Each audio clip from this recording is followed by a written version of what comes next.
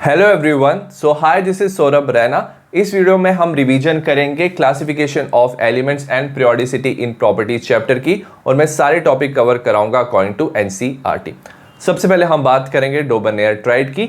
1829 में डोबरनेयर ने ये दिया था। उसने क्लासीफाई किया सबसे पहले एलिमेंट्स को ग्रुप ऑफ 3, उसे उसने क्या बोला, ट्राइड्स, जैसे lithium, sodium, potassium, calcium, strontium, barium, chlorine, bromine and iodine. और उसने क्या देखा, जो एलिमेंट्स ट्राइड में थे उनकी क्या थी, सिमिलर प्रॉपर्टीज थी। उसने ऑब्जर्व किया जो एटॉमिक वेट था मिडल एलिमेंट का was the arithmetic mean of the atomic weight of the other two. Lithium और पोटेशियम का एटॉमिक वेट है हमारा 7 and 39 और बीच वाले एलिमेंट का था 23। तो उसने क्या किया, फर्स्ट और थर्ड का एटॉमिक वेट का मीन किया, मतलब 7 + 39 डिवाइड बाई 2, तो उसे क्या मिला, atomic weight of the middle element. और इसकी लिमिटेशन ये है, it work only for few elements. Next हम बात करेंगे न्यूलैंड्स लॉ ऑफ ऑक्टेव। ये जॉन अलेक्जेंडर न्यूलैंड ने 1865 में दिया था। उसने एलिमेंट्स को अरेंज किया in increasing order of their atomic weight, और उसने क्या ऑब्जर्व किया, every 8th element has property similar to the first element. ठीक है, तो फर्स्ट एलिमेंट की जो प्रॉपर्टी थी 8th एलिमेंट से वो मैच हो रही थी। इसका लिमिटेशन ये था, it is true only up to calcium. Next है Lothar Meyer arrangement. When properties of elements such as atomic volume, melting point and boiling point are plotted with the atomic weight, तो उसने कुछ प्रॉपर्टीज को plot किया with atomic weight. उसने क्या observe किया, element with similar properties occupy similar position in the graph. Next हम बात करेंगे मेंडली पीरियोडिक टेबल की। मेंडली पीरियोडिक लॉ है, the physical and chemical properties of elements are periodic function of their atomic weight. अगर आप elements को increasing order of atomic weight में arrange करते हो तो पीरियोडिकली क्या होता है, एलिमेंट्स का प्रॉपर्टीज मैच करती हैं। उसने एलिमेंट्स को अरेंज किया हॉरिजॉन्टल रो वर्टिकल कॉलम में, और वो रिलाई किया physical and chemical properties of elements. ठीक है, similarity of empirical formula and properties of compound form by element. तो उसने एलिमेंट्स की तो प्रॉपर्टीज चेक की, बट एलिमेंट्स के पहले उसने कंपाउंड बनाए, उनकी प्रॉपर्टीज भी चेक की, उनका एम्पेरिकल फॉर्मूला भी चेक किया अरेंजमेंट के लिए। Some element did not fit into the scheme of classification. कुछ एलिमेंट उसकी स्कीम में फिट नहीं हुए, जैसे आयोडीन का जो एटॉमिक वेट था वो कम था एज कंपेयर टू टेरिलियम को, बट उसने ग्रुप 6 में रखा, आयोडीन को बाद में रखा ग्रुप 7 में, क्योंकि इसकी प्रॉपर्टीज मैच कर रही थी फ्लोरीन, क्लोरीन एंड ब्रोमीन से। उसने काफी गैप भी छोड़ा पीरियोडिक टेबल में, ताकि बाद में जब एलिमेंट डिस्कवर हो तो वो उस गैप में आ जाए। एल्यूमिनियम के नीचे जो गैप छोड़ा था वो दैट वाज इका एल्यूमिनियम। सिलिकॉन के नीचे गैप था इका सिलिकॉन। जब बाद में एलिमेंट डिस्कवर हुए तो ये था गैलियम और ये था जर्मेनियम। नेक्स्ट हम बात करेंगे मॉडर्न पीरियोडिक टेबल की। ये हेनरी मोसली ने दिया था। उसने रेगुलेटरीज देखा in characteristic X-ray spectra of elements. तो एक्सरे स्पेक्ट्रा ऑफ एलिमेंट देखा उसने, तो उसमें उसको रेगुलेटरी दिखी। उसने अंडर रूट ऑफ न्यू क्या होता है, frequency of X ray emitted versus atomic number का उसने ग्राफ बनाया, उसको स्ट्रेट लाइन मिली। उसने मॉडर्न पीरियोडिक लॉ दिया, the physical and chemical properties of elements are periodic function of their atomic number. तो अगर आप एलिमेंट्स को एटॉमिक नंबर के बेसिस पे अरेंज करते हो तो आफ्टर सम टाइम उनकी प्रॉपर्टीज क्या करती है, मैच करती है। उसने इसे long form of periodic table भी कहा, जिसमें 7 हॉरिजॉन्टल रोज हैं जिसे हम पीरियड कहते हैं, 18 वर्टिकल कॉलम जो है ग्रुप। अब जो पीरियड है करस्पॉन्ड करते हैं प्रिंसिपल क्वांटम नंबर के। तो फर्स्ट पीरियड शुरू होता है हमारा 1s से, सेकंड पीरियड 2s से, थर्ड पीरियड 3s से। तो ये करस्पॉन्ड करता है प्रिंसिपल क्वांटम नंबर के। एलिमेंट्स इन ग्रुप, तो फर्स्ट पीरियड में 2 एलिमेंट है, सेकंड में 8 है, थर्ड में 8, फोर्थ में 18, फिफ्थ में 18, सिक्स में 32 और सेवंथ हमारा इनकम्प्लीट है। And 6th and 7th period के जो 14 एलिमेंट्स हैं उनके हमने सेपरेट ग्रुप बनाए हुए हैं, उसे हम लैंथेनॉइड्स एंड एक्टिनॉइड्स कहते हैं। नेक्स्ट हम बात करेंगे nomenclature of element with atomic number greater than 100। Greater than 100 अगर एटॉमिक नंबर है तो नॉमेनक्लेचर हम दे सकते हैं। डिजिट और नेम की बात करेंगे। डिजिट अगर 0 है, नेम नील, 1 पे आ जाएगा अन, 2 पे बाइट, 3 पे ट्राई, 4 में क्वाड, 5 में पेंट, 6 में हेक्स, 7 में सेप्ट, 8 में ऑक्ट और 9 में एन। और इनका जो पहला अल्फाबेट है वो एब्रीविएशन बनाता है, उससे हम सिंबल लिख सकते हैं। एग्जाम्पल की बात करते हैं, हमारे पास 105 है, 1 अन होता है, 0 नील होता है और 5 क्या होता है, पेंट। तो तीनों को साथ में लिखेंगे और एंड में ईएम लगा देंगे, तो हो जाएगा अन नील पेंट ईएम। सिंबल लिखेंगे तो हमारा क्या था, 1 था, 1 का हो जाएगा यू, कैपिटल में लिखेंगे, 0 का लिखेंगे एन और इसका लिखेंगे पी। ठीक है, तो यू एन पी इसका सिंबल हो जाएगा। सिमिलरली 110 लिखेंगे अन नील EM और UUN 118 क्या हो जाएगा अन ये हो जाएगा ऑक्ट EM और इसको हम सिंबल लिखेंगे UUO। नेक्स्ट हम बात करेंगे इलेक्ट्रॉनिक कॉन्फ़िगरेशन इन पीरियड। जो पीरियड है वो इंडिकेट करता है value of principal quantum number, मतलब फर्स्ट पीरियड में n की वैल्यू 1 होगी, सेकंड पीरियड में n की वैल्यू 2 होगी। Successive period indicate higher principal energy level, जैसे जैसे पीरियड इंक्रीज होते हैं n का वैल्यू भी क्या होगा इंक्रीज होगा। और number of electrons in each period is twice the number of atomic orbital available. तो एक पीरियड में जितने एटॉमिक ऑर्बिटल होंगे इलेक्ट्रॉन्स क्या हो जाएंगे ट्वाइस, क्योंकि एक ऑर्बिटल में 2 इलेक्ट्रॉन्स होते हैं। सबसे पहले n का वैल्यू 1 मतलब फर्स्ट पीरियड है, इसमें आता है 1s ऑर्बिटल। इसमें हमें पता है इसमें सिर्फ 2 ही इलेक्ट्रॉन्स होते हैं, तो इसमें सिर्फ 2 ही एलिमेंट होंगे, हाइड्रोजन एंड हीलियम। जब n का वैल्यू 2 होता है तो हमारा होता है 2s and 2p। s में एक ऑर्बिटल होता है, p में 3 ऑर्बिटल होते हैं, टोटल 4 ऑर्बिटल, तो 8 इलेक्ट्रॉन्स फिल हो सकते हैं। तो इसमें 8 एलिमेंट्स होते हैं lithium to neon. Similarly n की वैल्यू जब 3 होती है तो होता है 3s and 3p, 4 ऑर्बिटल होंगे, तो इसमें 8 एलिमेंट्स आते हैं from sodium to argon. Next जब n का वैल्यू 4 होता है तो हमारा बनता है 4s 3d and 4p। याद रखना 3d की एनर्जी 4s से ज़्यादा होती है। अब इसमें क्या होता है, इसमें एक ऑर्बिटल है, इसमें 5 3 टोटल 9 ऑर्बिटल्स, तो 18 इलेक्ट्रॉन्स फिल हो सकते हैं। तो इसमें 18 एलिमेंट्स होंगे पोटेशियम से क्रिप्टॉन तक। और जब 3d की फिलिंग शुरू होती है तो इसे हम बोलते हैं 3d ट्रांजिशन सीरीज। इसकी फिलिंग शुरू होती है स्कैंडियम से 3d14s2, खत्म होती है जिंक पे 3d10 4s2। तो ये था स्कैंडियम टू जिंक इस 3d ट्रांजिशन सीरीज। जब n की वैल्यू 5 होती है तो हमारा बनता है 5s 4dn 5p। इसमें भी 9 ऑर्बिटल्स होते हैं, तो 18 एलिमेंट्स आएंगे इसमें फ्रॉम रुबीडियम टू जिनॉन। और जब 4d ट्रांजिशन सीरीज शुरू होती है, जब 4d की फिलिंग शुरू होती है फ्रॉम हीट्रियम टू कैडमियम। नेक्स्ट जब पीरियड 6 होता है तो n इज इक्वल टू 6, हमारा होता है 6s 4f 5d and 6p। इसमें एक ऑर्बिटल होता है, इसमें 7, इसमें 5, इसमें 3, टोटल 16 ऑर्बिटल, तो 32 इलेक्ट्रॉन्स होते हैं। तो इसमें 32 एलिमेंट्स होते हैं फ्रॉम सीजियम टू रेडॉन। जब 4f की फिलिंग होती है तो इसे बोलते हैं 4f इनर ट्रांजिशन सीरीज। ये हमारा शुरू होता है सीरियम से लुटिटियम तक, इसे हम लेंथेनॉइड सीरीज कहते हैं। जब n इज इक्वल टू 7 तो इसे बोलते हैं 7th पीरियड। ये याद रखना इनकम्प्लीट है, ये होता है 7s 5f 6d and 7p। और इसमें इंक्लूड होते हैं most of the radioactive element which are man made. जब 5f की फिलिंग होती है तो इसे बोलते हैं 5f इनर ट्रांजिशन सीरीज। ये होता है थोरियम से लॉरेंशियम तक, इसे एक्टिनॉइड सीरीज कहते हैं। और पीरियोडिक टेबल पे हम लेंथेनॉइड और एक्टिनॉइड सीरीज को सेपरेट लिखते हैं। नेक्स्ट हम बात करेंगे electronic configuration and type of element SPDF block. ठीक है, हमने एलिमेंट्स को ब्लॉक में डिवाइड किया SPDF। सबसे पहले हम बात करेंगे S ब्लॉक एलिमेंट्स की। जो S ब्लॉक एलिमेंट है उनमें जो वैलेंस इलेक्ट्रॉन है वो एंटर करता है s orbital, except helium. Helium में भी लास्ट इलेक्ट्रॉन s में एंटर करता है, बट इसे हम नोबल गैसेस में कंसीडर करते हैं। अगर हम ग्रुप 1 की बात करें, इसमें क्या होता है, एक इलेक्ट्रॉन एंटर करता है s में, तो ये NS1 हो जाता है, इसे अल्कली मेटल कहते हैं। और NS2 होता है हमारा group 2 which is alkaline earth metal. ये मेटल्स होते हैं तो ये इजीली कर सकते हैं लूज इलेक्ट्रॉन, और काफ़ी ज़्यादा ये रिएक्टिव होते हैं। So they never found in pure state, कभी भी प्योर स्टेट में पाए नहीं जाते, हमेशा किसी के साथ कंबाइंड स्टेट में पाए जाते हैं।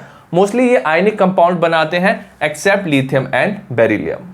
नेक्स्ट हम बात करेंगे p ब्लॉक एलिमेंट्स की। इनकी इलेक्ट्रॉनिक कॉन्फ़िगरेशन होती है NS2Np126। ठीक है, अब ये NS2Np1 ग्रुप 13 होता है, NS2Np6 ग्रुप 18, तो 13 से ये 18 तक होते हैं।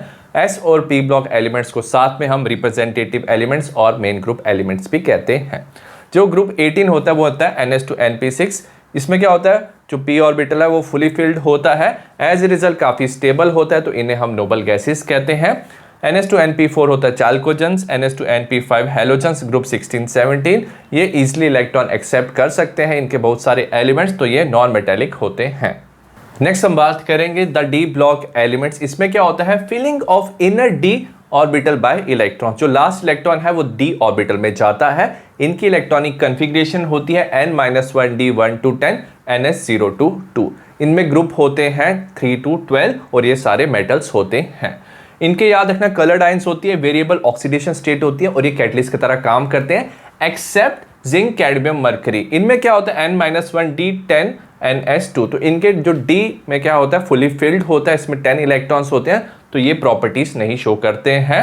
याद रखना इनकी जो प्रॉपर्टीज है वो इंटरमीडिएट होती है s and p block elements के, so that's why they are called as transition elements.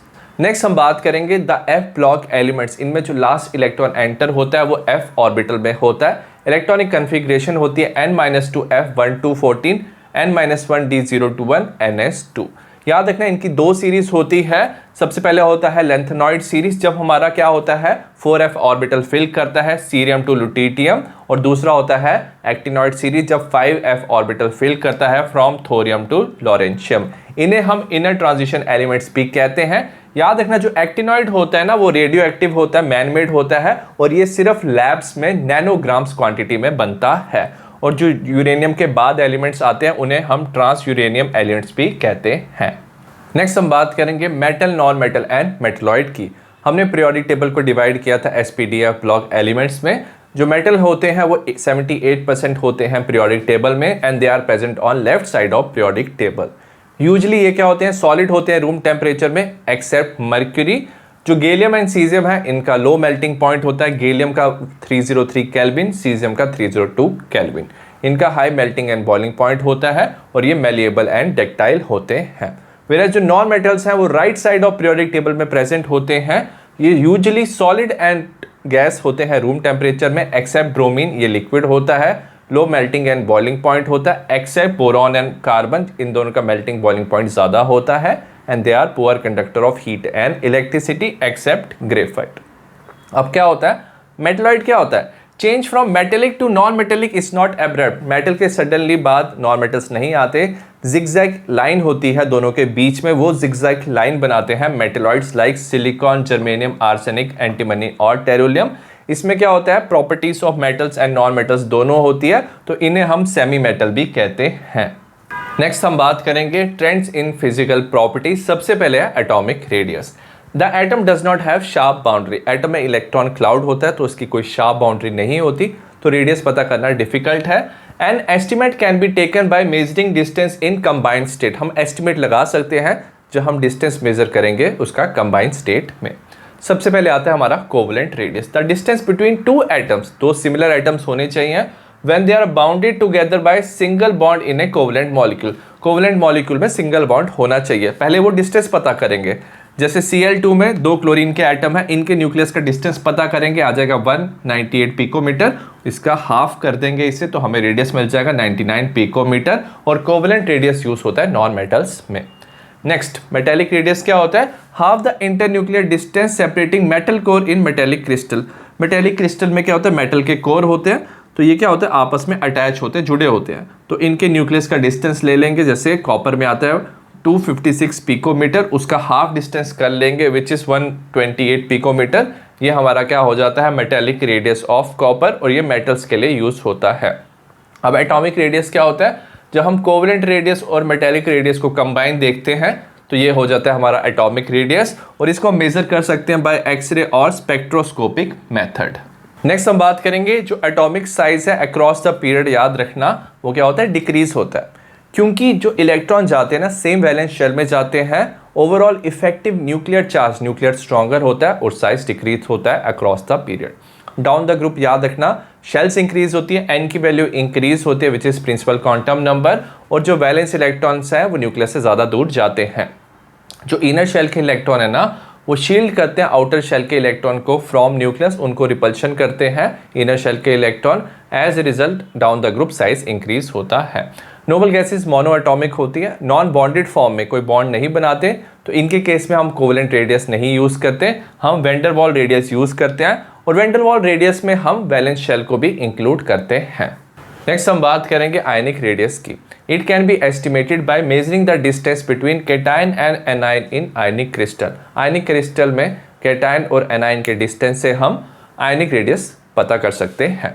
सबसे पहले अगर आपके पास एक एटम है और उसमें से आपने एक इलेक्ट्रॉन रिमूव कर दिया तो हमारा कैटायन बनता है जिसका पॉजिटिव चार्ज होता है, और इसका जो साइज होता है वो स्मॉलर होता है पेरेंट एटम से। सपोज हमारे पास सोडियम प्लस है, सोडियम प्लस में नंबर ऑफ इलेक्ट्रॉन कम हो जाएंगे, तो नंबर ऑफ इलेक्ट्रॉन क्या होंगे, कम होंगे, और न्यूक्लियर चार्ज दोनों में सेम है, तो कम इलेक्ट्रॉन को न्यूक्लियर जो है न्यूक्लियस वो ज़्यादा अट्रैक्ट करता है, एज रिजल्ट कैटायन का साइज स्मॉल हो जाता है। और अगर आपने एटम में नंबर ऑफ इलेक्ट्रॉन्स ऐड किए हैं, इलेक्ट्रॉन्स ऐड करने से हमारा बनता है एनाइन। इसका नेगेटिव चार्ज होता है, सपोज क्लोरीन क्लोरीन नेगेटिव है, तो इसका जो साइज होता है ना एनाइन का, लार्ज हो जाता है पेरेंट एटम से। इसलिए होता है क्योंकि एक्स्ट्रा इलेक्ट्रॉन होने की वजह से इलेक्ट्रॉन में रिपल्शन ज्यादा होती है और इफेक्टिव न्यूक्लियर चार्ज कम हो जाता है। सो क्लोरीन नेगेटिव का साइज ज्यादा हो जाता है। नेक्स्ट हम बात करेंगे आइसो इलेक्ट्रॉनिक स्पीशीज की।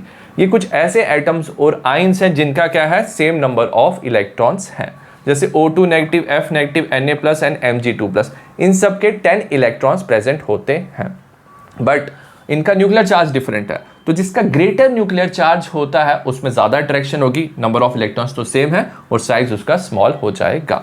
अगर Mg2+ की बात करेंगे, इसका एटॉमिक नंबर 12 है, तो इसमें 12 प्रोटॉन है, इसमें 8 प्रोटॉन थे, तो Mg2+ में ज्यादा न्यूक्लियर चार्ज होने की वजह से इसका साइज स्मॉल हो जाएगा, वेरस O2 नेगेटिव में नंबर ऑफ प्रोटॉन कम थे तो इसका साइज बड़ा हो जाएगा। तो याद रखना, जितना ज्यादा चार्ज होगा कैटाइन का उतना ज्यादा स्मॉल उसका साइज होगा, और जितना ज्यादा चार्ज होगा एनाइन का उतना बड़ा उसका साइज होगा आइसो इलेक्ट्रॉनिक स्पीशीज में। नेक्स्ट हम बात करेंगे आयनाइजेशन एंथैल्पी की। The energy required to remove an electron from isolated gaseous atom X in its ground state. हमारे पास आइसोलेटेड गैसियस एटम मतलब एटम जो है वो किसी के साथ बॉन्ड बनाना नहीं चाहिए, वो सिंगल होना चाहिए, गैसियस फॉर्म में होना चाहिए, और उसके ग्राउंड स्टेट पे जब हम इलेक्ट्रॉन रिमूव करते हैं जो एनर्जी रिक्वायर्ड है that is ionization enthalpy. Suppose हमारे पास X गैस की फॉर्म में है, इसमें से हमने एक इलेक्ट्रॉन रिमूव किया, X+ मिला हमें गैस फॉर्म में, तो इसे बोलते हैं आयनाइजेशन एंथैल्पी 1 और इसका यूनिट होता है किलोजूल्स पर मोल। सपोज हमने X+ से एक और इलेक्ट्रॉन रिमूव किया तो हमारा बनता है X2+ गैस।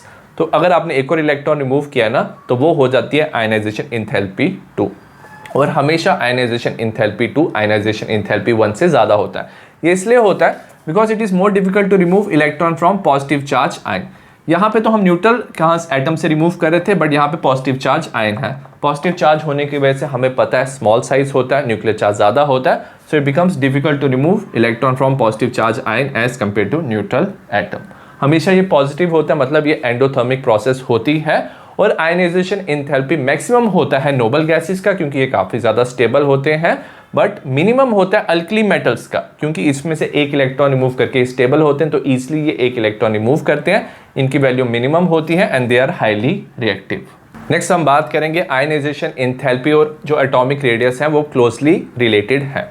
दो फैक्टर पे आयनाइजेशन एंथैल्पी डिपेंड करता है। सबसे पहला attraction of electron toward the nucleus and repulsion of electrons from each other.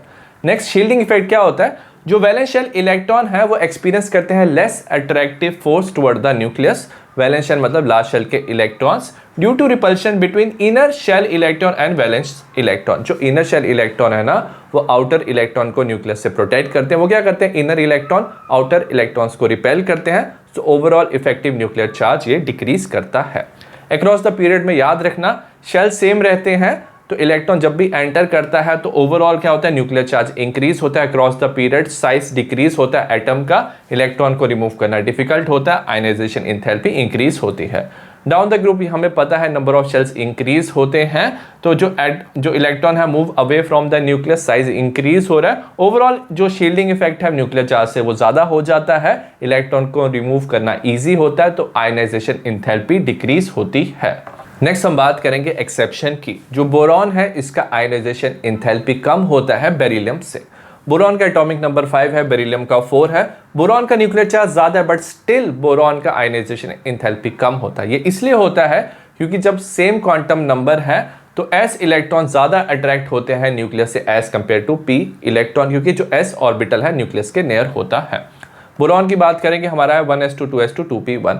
इसमें इलेक्ट्रॉन 2p से रिमूव हो रहा है और 2p जो इलेक्ट्रॉन्स है वो शील्ड करते हैं from the inner core of 2s electron. तो 2s इलेक्ट्रॉन 2p इलेक्ट्रॉन को शील्ड करते हैं, मतलब इनको रिपेल करते हैं, सो 2p इलेक्ट्रॉन रिमूव करना ईजी होता है। वेरस बेरिलियम में क्या होता है, जो इलेक्ट्रॉन आपको रिमूव करना है वो 2s से रिमूव करना है, ठीक है, और penetration of 2s is more than the 2p, मतलब जो 2s की पेनिट्रेशन है और अट्रैक्शन है टुवर्ड द न्यूक्लियस वो ज्यादा होती है, सो एज ए रिजल्ट इससे इलेक्ट्रॉन रिमूव करना डिफिकल्ट होता है, 2p से इलेक्ट्रॉन रिमूव करना इजी होता है, सो बोरॉन की आयनाइजेशन एंथैल्पी कम होती है। सेम ट्रेंड आपको एल्यूमिनियम एंड मैग्नीशियम में भी दिखता है, जिसमें एल्यूमिनियम होता है 3s2 3p1, इससे इलेक्ट्रॉन रिमूव करना ईजी होता है। सेकेंड एक्सेप्शन है small ionization enthalpy of oxygen as compare to nitrogen. Oxygen का एटॉमिक नंबर 8 है, नाइट्रोजन का 7, इसका ज़्यादा न्यूक्लियर चार्ज है बट स्टिल इसका आयनाइजेशन एंथैल्पी नाइट्रोजन से कम होता है। सबसे पहले नाइट्रोजन की बात करेंगे। इलेक्ट्रॉनिक कन्फिग्रेशन होता है 1s2 2s2 2p3, हमने 2s एंड 2p ये बनाया है। इसमें क्या होता है, नाइट्रोजन में जो 3 2p इलेक्ट्रॉन्स हैं वो रिसाइड करते हैं डिफरेंट ऑर्बिटल में। तो 3 ऑर्बिटल में 3 इलेक्ट्रॉन प्रेजेंट है, ये हाफ फिल्ड होता है, ये स्टेबल होता है। बट ऑक्सीजन में क्या होते हैं, 4 इलेक्ट्रॉन होते हैं। इलेक्ट्रॉनिक कन्फिग्रेशन होती है 1s2 2s2 2p4, 4 इलेक्ट्रॉन होते हैं 2p में, जिसमें से 2 इलेक्ट्रॉन जो है ऑक्यूपाई सेम ऑर्बिटल में 2 इलेक्ट्रॉन होते हैं। अब इसमें क्या होता है, इलेक्ट्रॉन का रिपल्शन ज़्यादा होता है, यहाँ पे रिपल्शन नहीं होता। एज ए रिजल्ट क्या होता है, इलेक्ट्रॉन रिपल्शन ये अनस्टेबल है, तो इससे इलेक्ट्रॉन रिमूव करना 4th इलेक्ट्रॉन ईजी होता है। सो दैट्स वाई इसकी आयनाइजेशन एंथैल्पी कम है नाइट्रोजन से। नेक्स्ट हम बात करेंगे इलेक्ट्रॉन गेन एंथैल्पी की। When an electron is added to neutral gaseous atom X, it convert into negative ion. Suppose हमारे पास neutral gaseous atom X है, इसमें आपने इलेक्ट्रॉन ऐड किया तो ये नेगेटिव आयन बनाता है। द इंथैल्पी चेंज और जो एनर्जी चेंज है, it is called as electron gain enthalpy. It will tell ease by which electron is added to atom. ये हमें बताता है कितना ईजिली जो इलेक्ट्रॉन है एटम में वो ऐड हुआ है। सपोज X गैस की फॉर्म में इसने इलेक्ट्रॉन गेन किया, X नेगेटिव गैस बनाएगा। और याद रखना इलेक्ट्रॉन गेन इंथैल्पी एंडोथर्मिक भी हो सकती है एंड एक्सोथर्मिक भी हो सकती है। नेक्स्ट हम बात करेंगे हैलोजेंस की। ये ग्रुप 17 के होते हैं, इनकी हाई नेगेटिव वैल्यू होती है, इसलिए होती है क्योंकि जब ये एक इलेक्ट्रॉन गेन करते हैं तो ये स्टेबल नोबल गैस कन्फिग्रेशन बनाते हैं। So that's why electron gain करने पे ये स्टेबल होते हैं, ज़्यादा एनर्जी रिलीज करते हैं, तो इनकी हाई नेगेटिव वैल्यू होती है। वेराज जो नोबल गैसेस होते हैं ना, वो ग्रुप 18 के होते हैं, ऑलरेडी ये स्टेबल है। तो अगर आप एक इलेक्ट्रॉन देते हो, जो इलेक्ट्रॉन है वो एंटर करता है हायर एनर्जी लेवल में, अनस्टेबल होता है, तो इसके लिए हमें एनर्जी की रिक्वायरमेंट होती है, तो इसकी लार्ज पॉजिटिव वैल्यू होती है। अक्रॉस द पीरियड की बात करेंगे हम इलेक्ट्रॉन गेन इंथैल्पी की। अक्रॉस द पीरियड हमें पता है साइज डिक्रीज होता है एटम का, इफेक्टिव न्यूक्लियर चार्ज इंक्रीज होता है। So as a result electron gain करना इजी होता है और जो वैल्यू है becomes more negative. Whereas down the group क्या होता है, साइज इंक्रीज होता है, इफेक्टिव न्यूक्लियर चार्ज क्या होता है, डिक्रीज होता है, इलेक्ट्रॉन गेन करना डिफिकल्ट होता है, तो इसकी वैल्यू है बिकम्स लेस नेगेटिव। नेक्स्ट हम बात करेंगे exception of electron gain enthalpy. Electron gain enthalpy of oxygen और fluorine is less negative than the succeeding element sulphur और क्लोरीन। ऑक्सीजन के नीचे सल्फर आता है, फ्लोरीन के नीचे क्लोरीन आता है। नॉर्मली क्या होना चाहिए था, जो ऑक्सीजन एंड फ्लोरीन है उसका साइज स्मॉल है, वो इलेक्ट्रॉन इजीली एक्सेप्ट करना चाहिए था इन्हें एज कंपेयर टू सल्फर और क्लोरीन। तो इनमें ज़्यादा एनर्जी रिलीज होनी चाहिए थी, इनकी मोर नेगेटिव वैल्यू होनी चाहिए थी, बट इनकी लेस नेगेटिव वैल्यू होती है। ऐसा इसलिए होता है क्योंकि इन ऑक्सीजन एंड फ्लोरीन जो इलेक्ट्रॉन है वो ऐड होता है smaller n is equal to quantum level. ठीक है, तो जो इनकी n की वैल्यू है वो क्या होती है, 2 होती है, तो ओवरऑल रीजन इन स्पेस क्या होता है, स्मॉल होता है। तो क्या होता है, it they suffer significant repulsion from other electrons. तो इलेक्ट्रॉन्स काफ़ी क्लोज होते हैं, तो जब नया इलेक्ट्रॉन ऐड होता है तो उसमें रिपल्शन होती है, तो इलेक्ट्रॉन ऐड करना थोड़ा डिफिकल्ट होता है। वेराज सल्फर एंड क्लोरीन में n की वैल्यू 3 होती है, तो जब आप इलेक्ट्रॉन ऐड करते हो वो ऑक्यूपाई करता है लार्ज रीजन ऑफ स्पेस, क्योंकि उसमें ज़्यादा स्पेस होती है लेवल 3 में, तो इलेक्ट्रॉन रिपल्शन कम होती है, तो इलेक्ट्रॉन ईजिली ऐड हो जाता है सल्फर एंड क्लोरीन में as compare to oxygen and fluorine. तो इनकी वैल्यू ज़्यादा नेगेटिव होती है और इनकी वैल्यू लेस नेगेटिव होती है।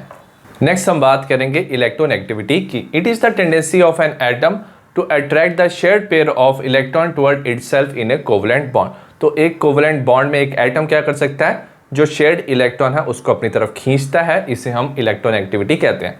जैसे HF में क्या होता है, फ्लोरीन का न्यूक्लियर स्ट्रॉन्गर होता है क्योंकि इसका न्यूक्लियर चार्ज ज़्यादा है, थोड़ा सा ये क्या करता है, शेयर्ड इलेक्ट्रॉन को अपनी तरफ खींचता है, उसे हम इलेक्ट्रोनेगेटिविटी कहते हैं। याद रखना ये मेजरेबल क्वांटिटी नहीं है। हाउएवर टू कंपेयर इलेक्ट्रोनेगेटिविटी और डिफरेंट एलिमेंट्स, तो डिफरेंट एलिमेंट्स की इलेक्ट्रोनेगेटिविटी कंपेयर करने के लिए हमने डिफरेंट स्केल्स बनाए हैं। एक ऐसा स्केल है पॉलिंग स्केल। पॉलिंग स्केल में हमने फ्लोरीन को वैल्यू दी हुई है 4 और फ्लोरीन हमारा मोस्ट इलेक्ट्रोनेगेटिव एटम है। ऑक्सीजन को दी हुई है 3.5 एंड नाइट्रोजन को 3। अगर हम बात करें ट्रेंड की, अक्रॉस द पीरियड याद रखना साइज डिक्रीज होता है, न्यूक्लियर चार्ज इंक्रीज होता है, tendency to attract electron increase होता है। तो याद रखना इलेक्ट्रोनेगेटिविटी इंक्रीज होती है। डाउन द ग्रुप क्या होता है, इफेक्टिव न्यूक्लियर चार्ज डिक्रीज होता है, एबिलिटी टू अट्रैक्ट इलेक्ट्रॉन भी डिक्रीज होती है, तो इलेक्ट्रोनेगेटिविटी डिक्रीज होती है। और अगर आप electronegativity and non metallic properties का ट्रेंड देखोगे तो सेम ट्रेंड होता है। नेक्स्ट हम बात करेंगे periodic trend in chemical properties. सबसे पहले पीरियोडिसिटी ऑफ वैलेंस और oxidation state. The valence of representative elements, valence हमारा वैलेंसी भी होता है, रिप्रेजेंटेटिव एलिमेंट्स होते हैं SnP block elements, is usually equal to number of electrons in outermost orbital. यहाँ तो नंबर ऑफ इलेक्ट्रॉन्स के इक्वल होते हैं आउटर मोस्ट ऑर्बिटल्स के, और equal to 8 minus the number of outermost electrons. ठीक है। Oxidation state is frequently use for valence, तो वैलेंस की जगह हम ऑक्सीडेशन स्टेट भी यूज कर सकते हैं। याद रखना ट्रांजिशन एलिमेंट्स एंड एक्टिनॉइड्स की क्या होती है, वेरिएबल वैलेंसीज और वेरिएबल ऑक्सीडेशन स्टेट होता है। इन द पीरियड याद रखना जो वैलेंस है पहले वो इंक्रीज होता है 1 से 4, देन डिक्रीज होता है 4 से 0, और इन द ग्रुप याद रखना वैलेंस इलेक्ट्रॉन सेम होता है, so that's why they have same valency. Next हम बात करेंगे anomalous properties of second period element. Anomalous का मतलब क्या होता है, डिफरेंट प्रॉपर्टीज। जो फर्स्ट एलिमेंट है of each of the group, जैसे ग्रुप 1 का फर्स्ट एलिमेंट लिथियम है, सेकंड ग्रुप का एलिमेंट है बेरिलियम, 13 से 17 आता है हमारा बोरॉन टू फ्लोरीन। इनकी जो प्रॉपर्टीज होती है ना वो डिफरेंट होती है other members of their group, इसलिए इसे हम क्या बोलते हैं, एनॉमलस प्रॉपर्टीज। ठीक है। और ये इसलिए होता है एनॉमलस बिहेवियर क्योंकि इनका साइज क्या होता है, स्मॉल होता है, लार्ज चार्ज रेडियस का रेशियो होता है, हाई इलेक्ट्रोनेगेटिविटी होती है, सो बाकी ग्रुप के मेंबर से इनकी प्रॉपर्टीज डिफरेंट होती है। हमने ऑब्जर्व किया behaviour of lithium and beryllium, जैसे लिथियम और बेरिलियम का बिहेवियर है, it is similar with the second element of the following group. इसके अगले वाले ग्रुप का सेकंड एलिमेंट से इनका बिहेवियर मैच किया। लिथियम का बिहेवियर मैच करा था मैग्नीशियम से, बेरिलियम का मैच करा था एल्युमिनियम से, तो इसे हम बोलते हैं डायगोनल रिलेशनशिप।